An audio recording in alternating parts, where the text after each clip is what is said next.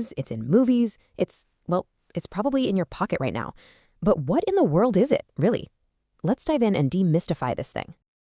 So here's our game plan. We're going to start with what AI actually is. Then we'll get into why it matters so much in our daily lives. We'll look at its almost superhuman abilities. But then we'll also get real about its dark side, the flaws and challenges. And we'll wrap up by asking the big question. Is AI going to be our tool or our replacement? So let's be honest, when you hear AI, does your mind immediately jump to sci-fi movies?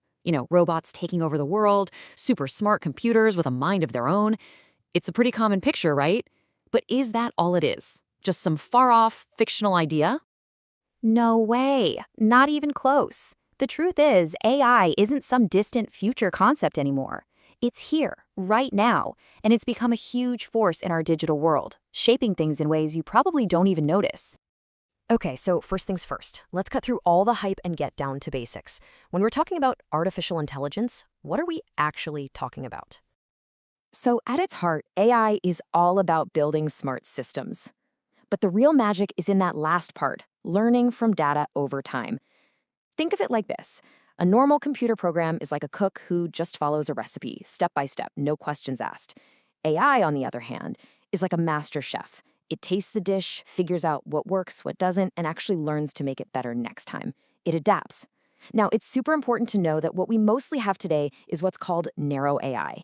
It's an AI that's really, really good at one specific task. That sci-fi idea of a machine that can think about anything, just like a person, that's general AI, and trust me, we are a long, long way from that. Okay, so it's a smart system that learns. Cool. But so what? Why does that actually matter to you and me? Let's look at how this stuff goes from a computer lab straight into our daily lives. The real power of AI is its ability to chew through massive amounts of data, what we call big data, at speeds a human brain just can't handle. In healthcare, for example, an AI can look at thousands of medical scans and spot signs of cancer, sometimes even more accurately than a trained doctor. In factories, it can predict when a machine is about to break down, saving tons of money and time. And for us, it's the engine behind that app on your phone that translates a foreign language instantly. And this really just nails the point home, doesn't it?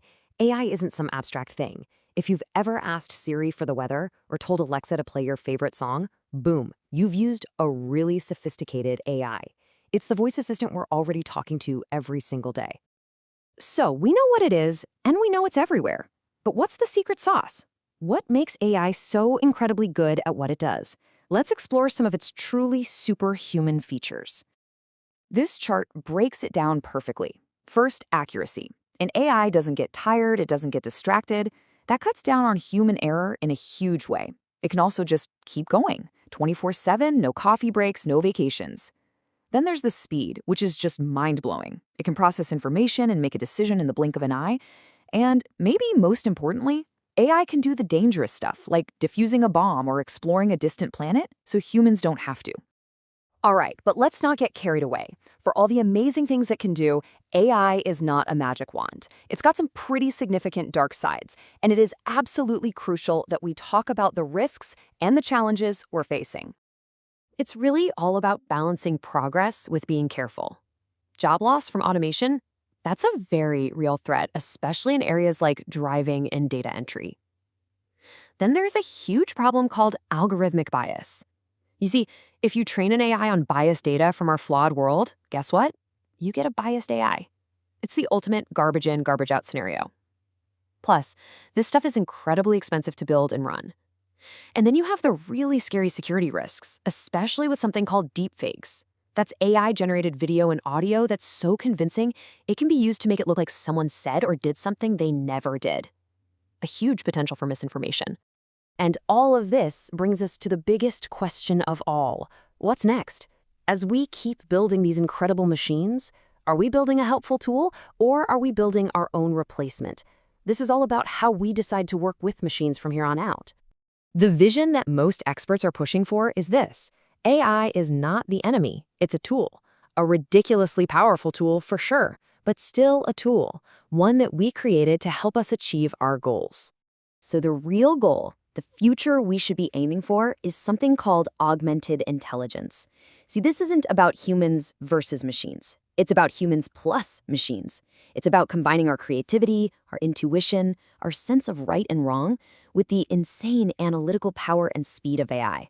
But to get there, we have to build strong ethical rules to guide how it's used.